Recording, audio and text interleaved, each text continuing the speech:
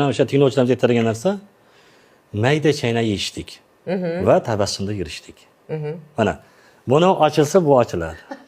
Qarang, mana shu bitta biz doim aytamiz, ozmoqchi bo'lganlar ko'p. Diyetologlarga boryapman, parhez qilyapman.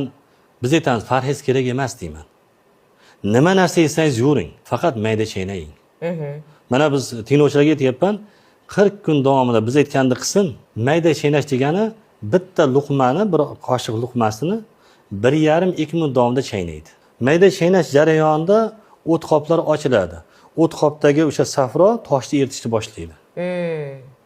Mayda chaynash jarayonida oshqozon ichish sistemasi yaxshi ishlashni boshlaydi. Qabziyat yo'qoladi.